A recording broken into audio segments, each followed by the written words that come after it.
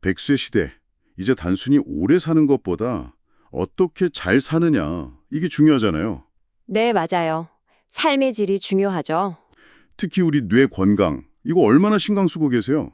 오늘은 한국뇌과학연구원 같은 곳의 자료를 좀 보면서 뇌를 젊고 건강하게 지키는 법 좀 깊게 파헤쳐 보려고 합니다. 좋습니다. 어쩌면 은퇴 자금 모으는 것보다 이 뇌 관리, 이게 더 중요할 수도 있다. 뭐 이런 관점도 있더라고요. 네, 충분히 그럴 수 있습니다. 많은 분들이 뇌 노화나 뭐 치매 이런 걸 아주 먼 얘기처럼 생각하시는데 사실 뇌 변화는 생각보다 훨씬 빨리 시작돼요. 아, 정말요? 언제쯤부터요? 보통 40대, 50대부터도 이미 시작될 수 있고요.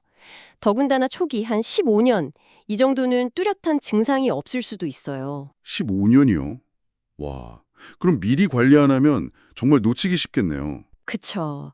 그래서 오늘 이 시간이 그냥 정보만 듣고 끝나는 게 아니라 내 뇌를 위해서 좀 구체적으로 뭘 해야겠다. 이런 계획을 세우는 계기가 되면 좋겠습니다. 네, 좋습니다. 근데 사람들이 보통 건망증 심해지면 혹시 나 치매? 이렇게 걱정부터 하잖아요. 이 둘이 다르다고 들었는데 결정적인 차이가 뭔가요? 그거 정말 많이들 궁금해하시죠? 쉽게 말하면 건망증은 기억 서랍에서 정보를 꺼내는 데 시간이 좀 걸리는 거예요. 아, 꺼내는 데 시간이 걸린다. 네, 예를 들어 약속을 잠깐 잊었어도 네가 오늘 약속 있잖아 하면 맞다 하고 기억해내는 거. 이게 건망증이고요. 네. 치매는 그 경험 자체가 뭐랄까 서랍 자체가 없어진 것에 가까워요. 약속했다는 사실 자체를 기억 못하는 거죠. 힌트를 줘도요. 아예 사라지는 거군요. 네. 근데 더 중요한 게 있어요. 나이 들면 무조건 머리가 나빠진다. 이건 아니라는 거예요. 오, 그 부분이 흥미롭네요. 그럼 나이 들어도 오히려 좋아지는 뇌 기능도 있다는 건가요? 그럼요. 우리가 보통 계산하거나 암기하는 속도 이런 걸 유동성 지능이라고 하는데 이건 젊을 때 좀 빠르다가 점점 느려질 수 있어요. 그렇죠. 보통 그렇게 생각하죠. 하지만 경험이나 지식을 통해 얻는 이해력, 통찰력, 또 문제 해결 능력 같은 거 있잖아요. 이걸 결정성 지능이라고 하는데 이건 70대, 80대가 되어도 계속 발달할 수 있습니다. 와, 80대에도요? 그게 바로 노년의 지혜, 이런 건가 보네요. 정확합니다. 정보 처리 속도는 좀 느려져도 그 정보들을 종합하고 큰 그림을 보는 능력은 오히려 더 깊어질 수 있는 거죠. 결국 뇌를 어떻게 쓰느냐가 관건이군요. 네, 핵심입니다. 이게 바로 뇌 예비력이라는 개념하고 연결되는데요. 뇌 예비력? 좀 생소한데요? 네, 인지적 비축분이라고도 하는데 평소에 뇌를 얼마나 적극적으로 쓰고 단련했느냐에 따라서 약간 정신적인 완충 능력이 쌓이는 거라고 보시면 돼요. 완충 능력? 네, 그래서 되게 흥미로운 연구가 있는데 돌아가신 분들 뇌를 부검해 보니 의학적으로는 분명 치매 상태인데 살아계실 때는 전혀 그런 증상 없이 아주 총명하게 생활했던 분들이 있다는 거예요. 와, 그게 가능해요? 뇌 상태랑 실제 기능이 다를 수 있다고요? 네, 대표적인 게 그 맹가토 수녀님들 연구잖아요. 아, 들어본 것 같아요. 돌아가시고 뇌를 보니까 치매 병변이 심각한 분들이 꽤 있었는데 생전에는 대부분 아주 명료하게 지내셨다는 거죠. 이게 다 평생 지적인 활동 또 긍정적인 삶의 태도 이런 것들이 만들어낸 높은 뇌 예비력 덕분이라고 봐요. 이야, 뇌도 진짜 근육처럼 쓰면 쓸수록 강해지는 거네요? 네, 그런 셈이죠. 뇌는 익숙한 것보다는 좀 새로운 자극, 낯선 도전을 좋아해요. 새로운 자극이요? 그럼 구체적으로 뭘 하면 좋을까요? 네, 몇 가지 방법이 있는데요. 첫 번째가 손운동이에요. 우리 뇌 지도를 보면 손에 해당되는 영역이 어마어마하게 넓거든요. 아, 손이 제2의 뇌라고 하잖아요. 맞아요. 그래서 손을 다양하게 움직이는 거, 특히 평소 잘 안 쓰는 손을 써보는 거, 이런 게 뇌의 넓은 영역을 아주 효과적으로 자극합니다. 왼손으로 양치질하기, 뭐 이런 거요? 네, 그런 사소한 변화도 좋아요. 또 자료에 보니까 뇌파 진동이라는 것도 있던데요. 이건 뭔가요? 아, 뇌파 진동. 이름이 좀 거창해 보이죠? 네, 좀 그래요. 근데 사실 별거 아니고요. 우리가 흔히 도리도리 하듯이 고개를 좌우로 그냥 부드럽게 흔들어주는 거예요. 도리도리요.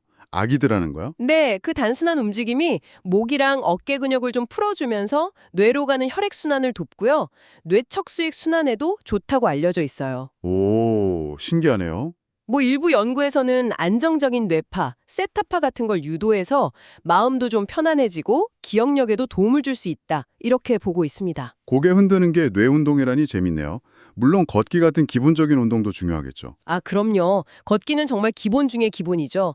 근데 이게 그냥 다리 운동이 아니에요. 아, 그런가요? 네, 걸으면서 균형도 잡아야 하고 주변 환경도 파악해야 하고 내가 어디로 갈지 생각도 해야 하잖아요. 굉장히 복합적인 뇌 활동입니다. 꾸준히 걸으면 기억 중추인 해마 크기 유지에도 도움이 된다는 연구도 많고요. 역시 걷는 게 중요하군요. 네. 그리고 몸의 감각을 깨우는 스트레칭이나 마음 챙김에 좋은 명상 같은 것도 뇌를 깨우는데 아주 좋은 방법들이죠. 네, 운동 외에도 일상에서 좀 챙기면 좋을 습관들, 이것도 중요할 것 같은데요. 뇌를 한 10년 젊게 만든다. 이런 생활 습관, 핵심만 좀 짚어주시죠. 4가지 정도 강조하고 싶어요. 첫째, 충분한 수면. 이건 기본이죠. 7시간에서 8시간. 자는 동안 뇌가 쉬면서 노폐물도 청소하고 기억도 정리하니까요. 네, 잠이 보약이죠. 둘째, 금연 그리고 절주. 이건 뇌세포 손상을 직접적으로 막는 가장 확실한 방법 중 하나예요. 이건 정말 실천해야겠네요. 셋째는 꾸준한 학습과 독서. 그냥 읽는 거 말고요. 좀 새로운 내용, 좀 복잡한 내용 이런 걸 접하면서 뇌를 계속 써주는 거죠. 네, 뇌도 공부를 시켜야 하는군요. 그렇죠. 마지막으로 활발한 사회활동입니다. 친구 만나서 이야기하고 새로운 사람 만나고 이런 교류 자체가 아주 강력한 인지자극이 돼요. 아, 듣고 보니 뇌 건강이라는 게 무슨 특별한 비법이 있는 게 아니네요. 그냥 매일매일 작은 습관, 꾸준한 노력이 중요한 거군요. 네, 맞습니다. 뇌의 가능성을 믿고 계속해서 새로운 도전을 주는 거. 그게 중요해요. 나이 드는 걸 자연스럽게 받아들이면서도 뇌는 계속 단련할 수 있다. 이 믿음이 중요하겠네요. 정확합니다. 당신의 뇌는 변화할 준비가 되어 있어요. 오늘 당장 아주 작은 거라도 한번 시작해 보시면 어떨까요? 예를 들면요. 늘 가던 길 말고 새로운 길로 한번 산책해 보기. 아니면 오늘 저녁 식사는 안 쓰던 손으로 한번 드셔보시는 거예요. 이런 작은 시도 하나하나가 모여서 당신의 뇌를 더 오랫동안 건강하고 활기차게 지켜줄 겁니다. 네, 오늘부터 당장 작은 변화 하나 만들어 봐야겠습니다. 좋은 말씀 감사합니다. 네, 감사합니다.